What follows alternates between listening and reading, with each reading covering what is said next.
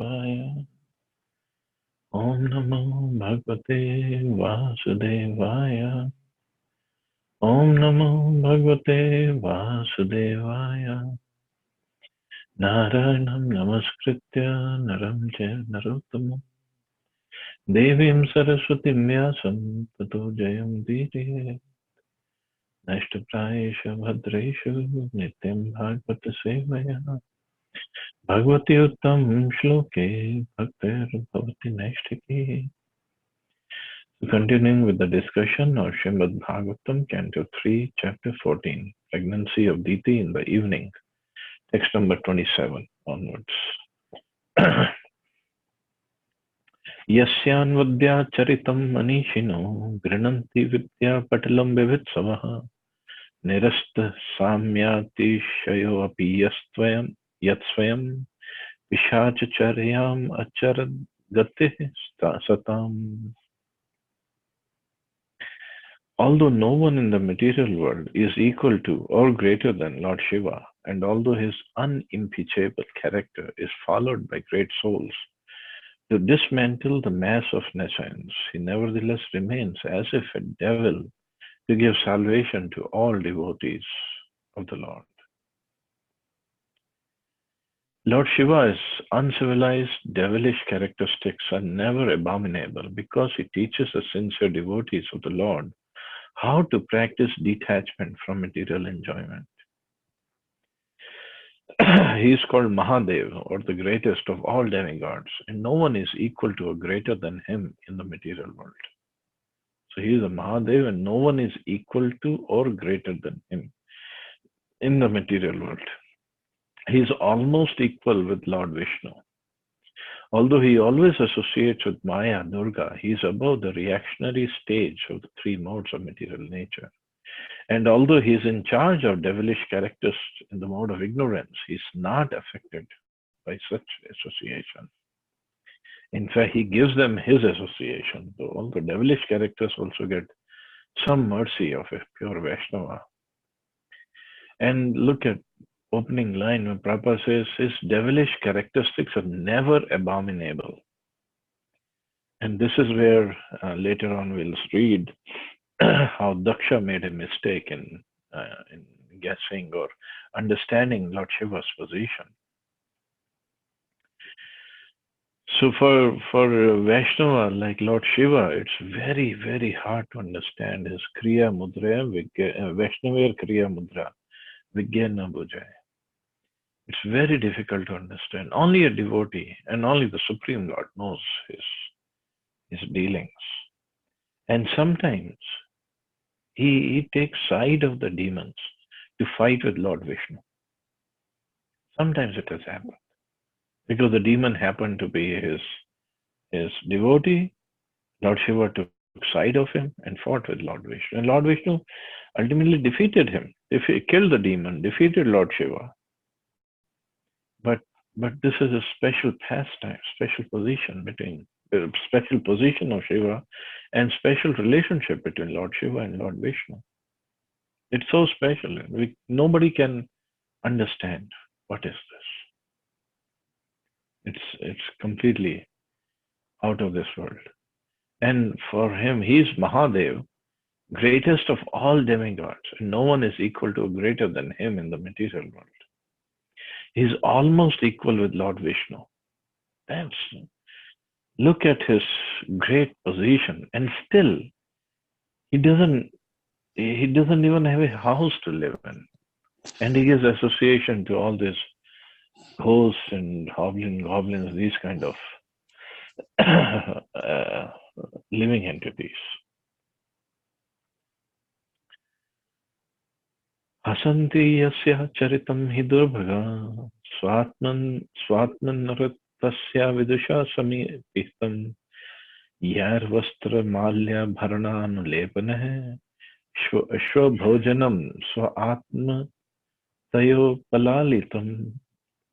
Unfortunate, foolish persons, not knowing that he is engaged in his own self, laugh at him. Such foolish persons engage in maintaining the body, which is eatable by dogs, with dresses, ornaments, garlands, and ointments.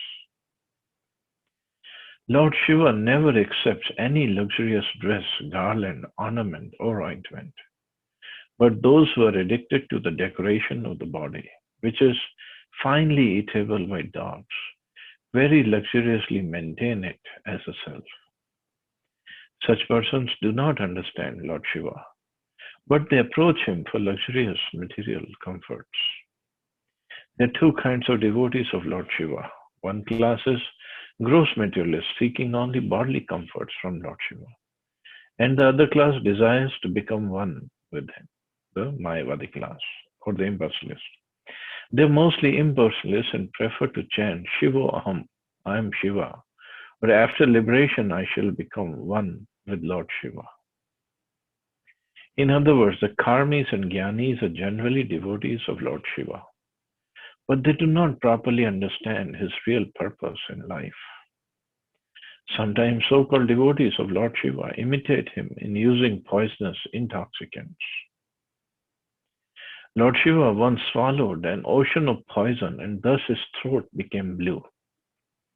The imitation Shivas, or these foolish followers who think they can imitate Lord Shiva, the imitation Shivas try to follow him by indulging in poisons, and thus they are ruined. The real purpose of Lord Shiva is to serve the soul, Lord Krishna. He desires that all luxurious articles such as nice garments, garlands, ornaments, and cosmetics be given to Lord Krishna only, because Krishna is a real enjoyer. He refuses to accept such luxurious items himself because they only meant for Krishna. However, since they do not know this purpose of Lord Shiva, foolish persons either laugh at him or profitlessly try to imitate him. So some of his followers, so one karmis and jnanis basically want to follow Lord Shiva. So karmis want more and more money, more and more comforts in life, and jnanis, they want to merge in him. They are impersonal. They say, I'm Shiva, Shiva Aham. Nobody can become Shiva. Lord Shiva Tattva is completely different than Jiva Tattva. Nobody can become Shiva. Even in fact, later on, Lord Shiva says, one someplace in Bhagavatam, that somebody can become Brahma, but nobody can become Shiva. But these people don't know. They just think by smoking ganja like Lord Shiva, they can become Shiva. No. This is complete disrespect of Lord Shiva and his position and his teachings, his way of life. It's very disrespectful when people smoke ganja in name of, oh, this is Lord Shiva's prasad. Lord Shiva also, he swallowed the whole ocean of poison and kept it in his throat. So if somebody want to imitate him smoking ganja, why don't they take this one drop of the ocean of the poison?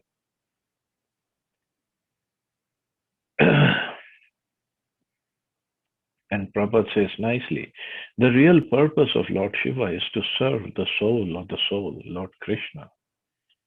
He desires that all luxurious articles such as nice garments, garlands, ornaments, and cosmetics be given to Lord Krishna only, because Lord Krishna is a real enjoyer.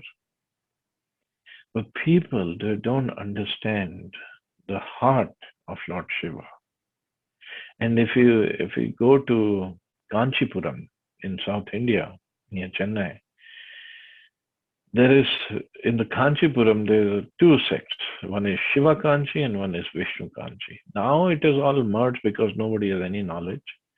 But earlier, Shiva Kanchi was devotees of Lord Shiva and Lord Shiva's temples, and Vishnu Kanchi was devotees of Lord Vishnu and Lord Vishnu's temple, and they would have regular fights between them. In fact, Lord Nityananda, when he went to Kanchipuram, when he was on his tour of India, he went to Kanchipuram and he saw the people fighting over the position of Lord Shiva and Lord Vishnu. And he just laughed and left. He said, they are nonsense. They don't know the position of either of them. Lord Vishnu is so affectionate towards Lord Shiva. He is his greatest devotee. And Lord Shiva is always serving, trying to serve Lord Vishnu or Krishna. There is no difference. There is such an intimate relationship between the two. But the followers, they keep on fighting unnecessarily. Brahmadev Brahmadev yat krit setupala yat karanam vishwamidam chamaya agya karyasya pishachacharya aho vibhumnash charitam vidambanam. Demigods like Brahma also follow the religious rites observed by him. He is a controller of the material energy which causes the creation of the material world. He is great, therefore his devilish characteristics are simply imitation. Lord Shiva is the husband of Durga, the controller of the material energy. Durga is personified material energy, and Lord Shiva, being her husband, is a controller of the material energy. He is also the incarnation of the mode of ignorance and one of the three deities representing the Supreme Lord. As his representative, Lord Shiva is identical with the Supreme Personality of Godhead. He is very great, and his renunciation of all material enjoyment is an ideal example of how one should be materially unattached. One should therefore follow in his footsteps and be unattached to matter, not imitate his uncommon acts like drinking poison. So we should try to follow his example of how detached he is. And he is detached because he's always engaged in the devotional service and meditating on Krishna's Raslila and chanting the names of Ram.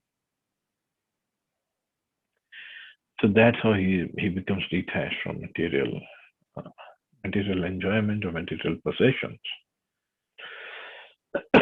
So that is what we should be following. Maitreya Vacha Savam Samvidite Bhartra Manmathon Mathendriya Jagra Vasu Brahmarsher Vrishliva Gat Tripa. Maitreya said Diti was thus informed by her husband, but she was pressed by Cupid for sexual satisfaction. She caught hold of the clothing of great Brahman sage, just like a shameless public prostitute.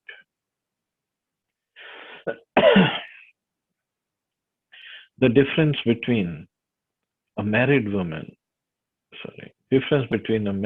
wife and a public prostitute is that one is restrained in sex life by the rules and regulations of the scriptures, whereas the other is unrestricted in sex life and is conducted solely by the strong sex urge. Although very enlightened, Kashyap, the great sage, became a victim of his prostitute wife. Such is a strong force of material energy. So Diti, she was so much influenced by Cupid that she just completely forgot about all the rules and regulations of the scriptures. And she pressed Kashyap Muni, and Kashyap Muni also, being a sage, and he was just in the sadhana, but he also gave in. Saviditvat bharyaya stam nirbandham vikarmani nattvadishtaya rahasi tayathopaviveshi. Understanding his wife's purpose, he was obliged to perform the forbidden act, and thus after offering his obeisances unto worshipable fate, he lay with her in a secluded place. It appears from the talks of Kashyap with his wife that he was a worshipper of Lord Shiva, and although he knew that Lord Shiva would not be pleased with him for such a forbidden act, he was obliged to act by his wife's desire. And thus he offered his obeisances unto fate. He knew that the child born of such untimely sexual intercourse would certainly not be a good child, but could not protect himself because he was too obligated to his wife. In a similar case, however, when Thakur Haridas was tempted by a public prostitute at the dead of night, he avoided the allurement because of his perfection in Krishna consciousness. That is the difference between a Krishna conscious person and others. Kashyap Muni was greatly learned and enlightened, and he knew all the rules and regulations of systematic life. Yet, yet he failed to protect himself from the attack of sex desire. Thakur Haridas was not born of a Brahmin family, nor was he himself a Brahmin, but yet he could protect himself from such an attack due to his being Krishna conscious. Thakur Haridas used to chant the holy name of the Lord 300,000 times daily. One who is chanting 300,000 times every day means 192 rounds. And every day somebody chants, that would take somewhere between 12, 13, 14 hours. Where is the time for even thinking about anything else? And let alone being protected by the holy name. So that's how Haridas Thakur avoided public prostitute at the dead of night, Prabhupada says. Not just public prostitute, he also avoided Maya. Maya herself came in the form of a very beautiful woman to allure Thakur Haridas. But he could easily resist that. But here Kashyap Muni, he could not resist. And also one has to understand, for the person like Kashyap Muni and Diti, they're not ordinary people. So anything that happens with them ultimately it's the will of the Lord. That's how it happens. So he tried to dissuade his wife, but Diti was hell bent. So Kashyap Muni just thought must be the mercy of the Lord, must be the will of the fate. So he paid obeisances to Lord Shiva, and he fulfilled his wife's desire. Athopasprisya salilam prananayamya vagyatah dhyayan japa virajam brahman jyoti sanatanam.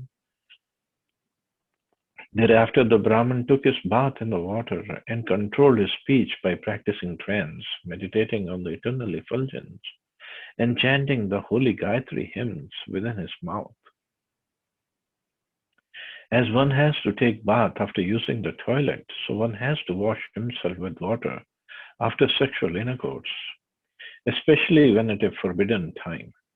Kashyap Muni meditated on the impersonal Brahm Jyoti by chanting the Gayatri mantra within his mouth. When a Vedic mantra is chanted within the mouth so that only the chanter can hear, the chanting is called japa. But when the mantras are chanted loudly, it's called kirtan. The Vedic hymn Hare Krishna, Krishna Krishna, Hare Hare, Hare Ram, Ram Ram, Hare Hare can be chanted both softly to oneself or loudly. Therefore, it is called Maha Mantra or the great hymn. So, so Gayatri Mantra, when one chants Gayatri Mantra, it helps one in meditating on the impersonal Brahm Jyoti. Gayatri Mantra is very, very powerful and very popular also among the Brahmins.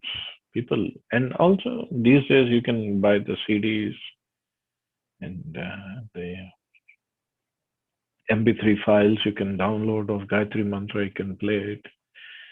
But that's not the real purpose of Gayatri Mantra. It's a very powerful mantra, but it only approaches impersonal Brahm Jyoti. And the qualification of one to chant Gayatri Mantra is one has to get it from a bona fide spiritual master in his right ear. and then he becomes eligible to chant Gayatri Mantra. Not just we play the CD and we think we'll get the full benefit. We'll get some benefit, but not the full benefit till we are eligible. Kashyap Muni and but Harinam, anybody and everybody can chant because Chaitanya Mahaprabhu has made it available universally for everybody and anybody. Before Chaitanya Mahaprabhu, this Hare Krishna Mahamantra also was, it used to start with Om, and first it was Hare Ram. Om, Hare Ram, Ram Ram, Hare Hare, and then Hare Krishna, Krishna Krishna, Hare Hare. But when it starts with Om, then it has some restrictions that only Brahmins can chant. But Mahaprabhu wanted to deliver the whole world, all the fallen souls. So he just reversed it and he removed Om. And then he said, if you chant Hare Krishna, Krishna Krishna, Hare Hare, Hare Ram, Ram Ram, Hare Hare, then anybody and everybody can get Krishna Prem, can get purified.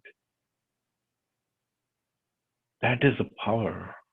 And it's why? Because Mahaprabhu has given his mercy with it.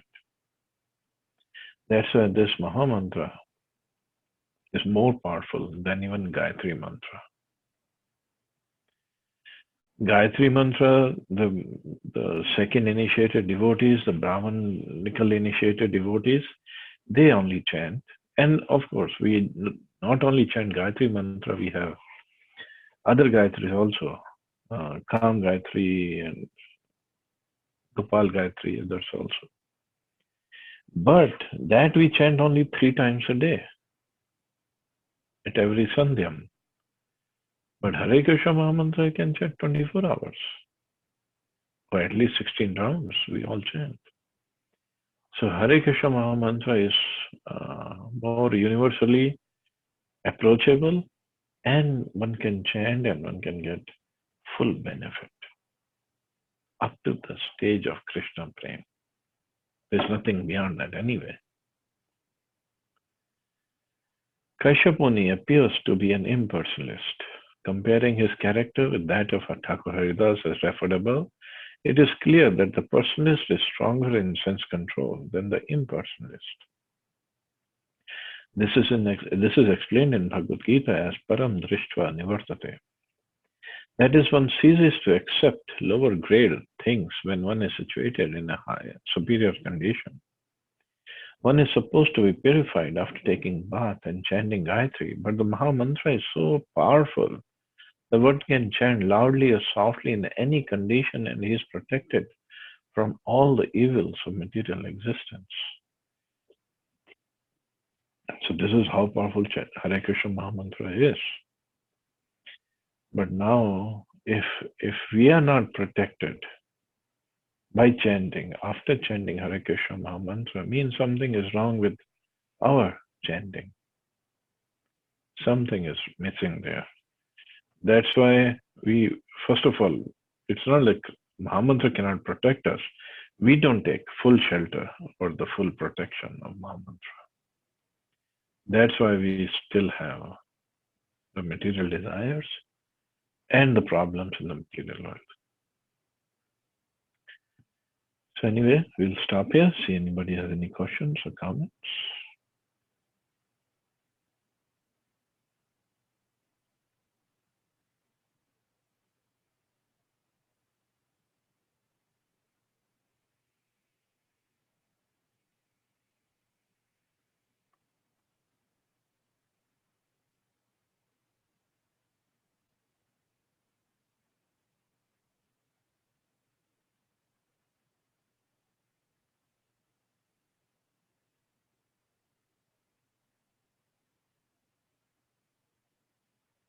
Hare Krishna, Prabhuji. Hare Krishna.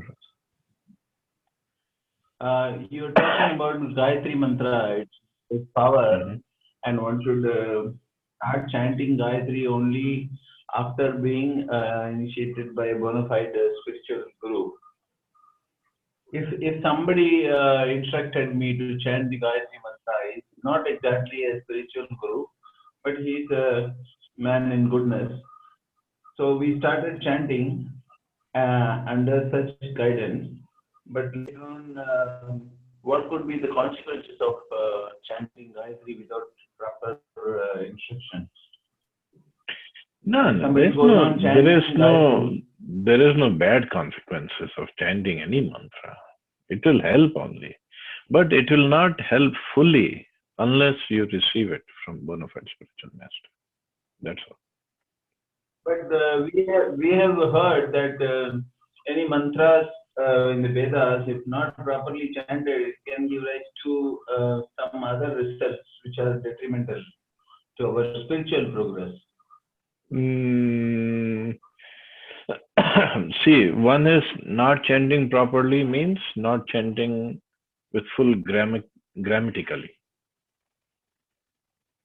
So those are Karmakandiya mantras. But you're chanting Gayatri or Hare Krishna Mahamantra, but the purpose is different here.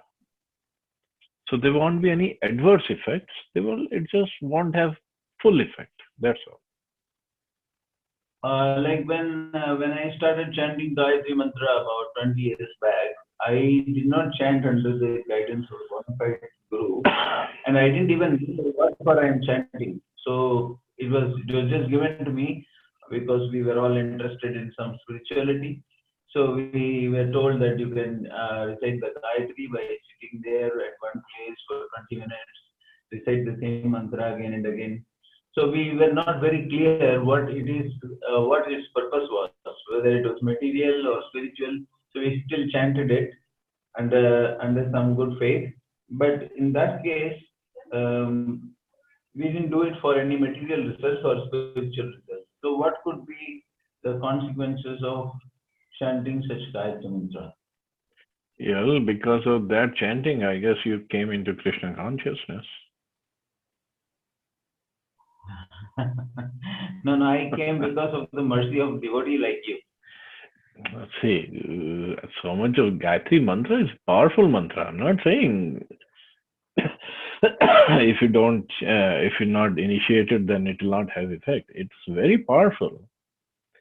But the restriction or the limitation is it can only take one to impersonal Brahmajyoti. Hare Krishna Mahamantra takes further. Hare Krishna Mahamantra is non-different from Krishna. Gayatri Mantra is addressing Krishna or the Supreme Lord in a different way. So by chanting it, some benefit will be there. But once you chant it, when you get Brahman Diksha from spiritual master, then it will have tremendous effect. It acts like a booster for Hare Krishna Mahamantra chanting. Okay, Prabhu. Thank you very much. Hare Krishna. But nevertheless, Yes. it's the Hare Krishna Mahamantra that will take us further to Goloka Vrindavan. Hare Krishna, Prabhu. Hare Krishna. Okay, Prabhu. Thank you very much. In Kashmir, whenever there is a Yagnopavit ceremony, and we wear this Yagnopavitam, and there is a little portion of that ceremony where the Brahman who performs the puja utters this Gayatri Mantra in the air, and then we are supposed to do japa on the Gayatri Mantra. So that is the process, and that on the thread, on the Yagnopavit thread. That is the process, and that we have in Kashmir. Yeah, that's the right process. He utters in this after performing all the yagyas and all. It's a 24-hour ceremony there, and after about 12 hours, and when he does the puja throughout the night, then the morning around 12 o'clock, we have this this amrit, which has this calf's urine also in it as a major part for purification. And then he utters this Gayatri Mantra into the air, and then we are supposed to chant this Gayatri Mantra on the thread. That is the process there. True. So that when I said Brahminical qualification, so that is one of the rituals that one gets a thread, Yagyapavit. Yes. So then on the thread one can chant, wrap it around Gayatri the thumb Mantra. and chant Gayatri Mantra. Yes, But what I exactly. was saying is, once one gets it by Brahmin from a Diksha. bona fide guru, Yeah. then The it effect will is have more. more effect. Then it will have Right. more effect, No, proper I was effect. just trying to say that this is the process which we have in Yeah, place in true. Srinagar, That is in Kashmir. that's the correct process. And to tell you further, the guru gives the Gayatri mantra in your right ear. Guru gives? The Gayatri mantra in your right ear, not even the left ear. Acha. You I didn't don't notice remember that. when that Brahmin Okay, told me in the right or the left ear. But then yes, it is a right matters. ear, and when one goes to pass stool and urine, he has to You have wrap to it keep around the right ear, the not right the ear. left ear. That's right. Yes, yes. Why? Uh-huh. Now that's another question. Why? Why So right that ear only? why right ear? Yeah, why only right ear, not left ear? Because when you wear this thread, it goes down from your left shoulder down to the right That's thigh. not the reason. The reason is all the scriptures, all the holy sounds, and in fact, on the right ear of a Brahman resides Ganga, Yamuna, Saraswati, all the holy rivers also. So you wrap around the right ear so the thread remains pure, even if you're passing stool or urine. So once you have either washed hands or taken shower, then you can remove it. Oh, that's It remains pure. The scientific reasons. Lot of learnings today. Oh yeah, everything is in Prabhupada's books actually. I got this ceremony when I was in class 8, so now it's a long time when it has happened. But then, nevertheless, the learning never ends. Many people, like we were in engineering college, and people from South India, they are very Brahminical, so they would wear this thread. But then they come to college and they start doing wrong activities like drinking and smoking. So when they would drink, before that they would take off the Gayatri, they drink.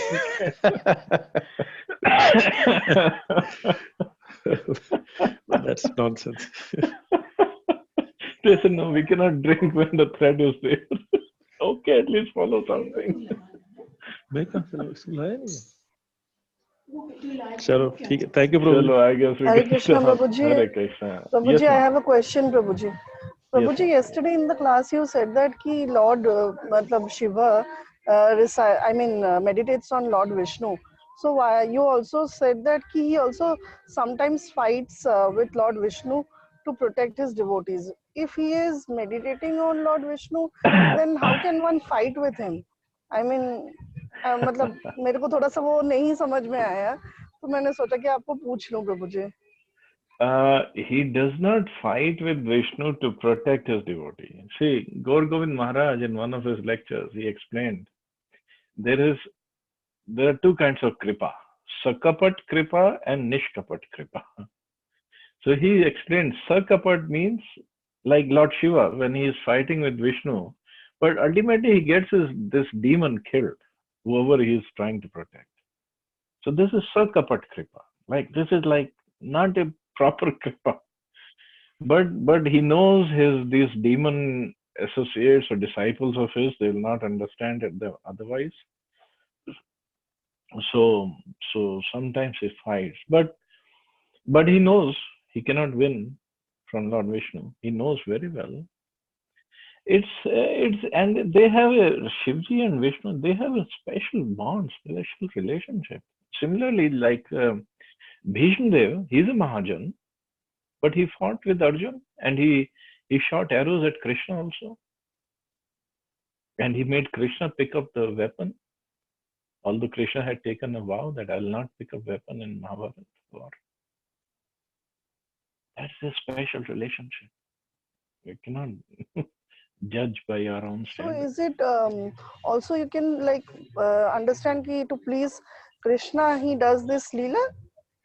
Ultimately, it pleases Krishna or Vishnu. Ultimately, it does. Okay. Yes. Okay, But Prabhuji. again, Thank you so much, Prabhuji. it's a special relationship we cannot imitate. That's all I'm saying. It's very, very Yes, special. Prabhuji, definitely not. Thank you so much, Prabhuji. Okay, thank you, man. Hare Krishna. You all have a wonderful day. Jai Srila Prabhupada. Thank you, Prabhuji. Thank you, Thank you, Prabhuji. Prabhuji. Hare Jai Krishna. Shri